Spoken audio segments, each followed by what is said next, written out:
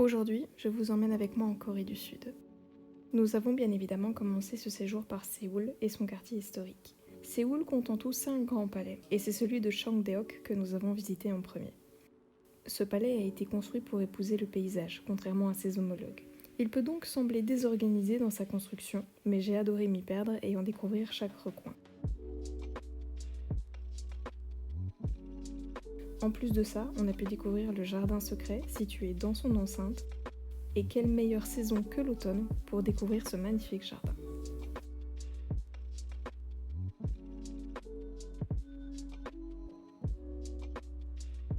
Après une pause café bien méritée, nous avons continué notre balade dans le village Hanok de Bukchon. À l'époque, ce village était dédié aux familles nobles et aux hauts fonctionnaires.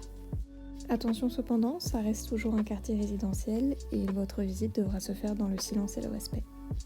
On a fini notre après-midi en grimpant dans les hauteurs du parc de Namsam pour atteindre la N Tower et admirer ainsi le coucher du soleil.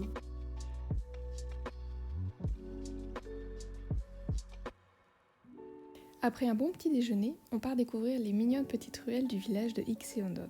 Vous y trouverez énormément de petites boutiques, de cafés, de restaurants et une ambiance extrêmement agréable. Nous avons ensuite poursuivi notre route vers le quartier de Gangnam. Nous y avons d'ailleurs visité le temple bouddhiste Bonggeunsa, très sympathique à découvrir notamment pour ses différentes fresques. Assez intéressant à savoir, la Corée a développé sa propre forme de bouddhisme. En effet, lors de l'instauration du bouddhisme, le chamanisme était à l'époque la seule religion, et le bouddhisme n'étant pas en contradiction avec le chamanisme, il a donc décidé d'instaurer les 3 esprits vénérés à l'époque. Et après cette petite escapade culturelle et spirituelle, on a été faire un tout petit peu de shopping.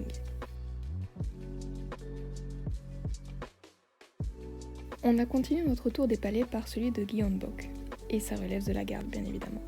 Après avoir admiré les costumes traditionnels, on a continué par la visite du palais. Comme la majorité des édifices de la capitale, ce palais fut détruit et incendié par les Japonais, et partiellement reconstruit depuis. À l'époque cependant, le palais comptait bien plus de bâtiments qu'aujourd'hui.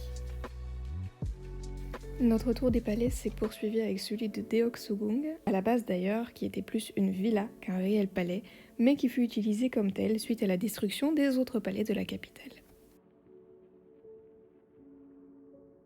Outre le parc Namsam, il faut savoir également que le mont Hwangsan et la muraille de Séoul offrent une magnifique vue sur la ville, donc vous ne pouvez pas rater cette ascension. Ce que l'on apprécie aussi, c'est découvrir des temples perdus au milieu des buildings, au détour de nos balades dans les rues de la capitale. C'est vraiment pour cette raison que personnellement j'adore l'Asie. Alors n'hésitez pas à vous perdre parce que c'est vraiment comme ça qu'on découvre les plus jolies choses. On surnomme la Corée du Sud le pays du matin calme, et je dois avouer que les matinées y sont particulièrement agréables. On croise des gens dans les palais juste pour se promener ou encore lire un livre. C'est une ambiance assez particulière et j'ai vraiment beaucoup apprécié. Et je pense que vous l'aurez compris avec ces quelques images, pour moi, Séoul, c'était vraiment un endroit où j'ai apprécié découvrir les temples et les palais surtout. Je suis pas vraiment une très grande fan de les vitrines, mais il y a beaucoup de choses qui méritent d'être vues. Et avant de finir cette vidéo, j'aimerais quand même faire un petit détour par Busan. On a voulu profiter du peu de temps qui nous restait pour découvrir d'autres paysages et notamment celui de la côte. On a donc commencé notre tour de la région par la visite du temple de Haedong et Yeonggongsa. La légende raconte qu'à l'époque, la Corée était frappée par la sécheresse et la famine.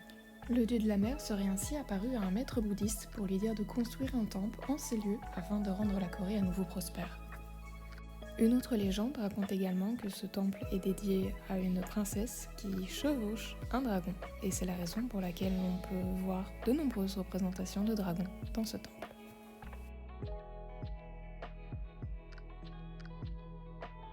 Autre visite incontournable si vous êtes sur Busan, celle du village culturel de Gamcheon.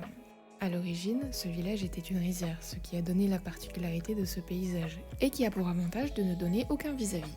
Il faut savoir aussi qu'à l'époque, quand les gens se sont installés ici, le village ressemblait plus à un bidonville. C'est seulement en 2009 que la ville de Busan a vraiment pris à cœur de créer un projet pour faire de ce bidonville un village culturel pour accueillir plusieurs projets artistiques, musées et attirer les touristes. Et on peut dire que les efforts ont été largement récompensés.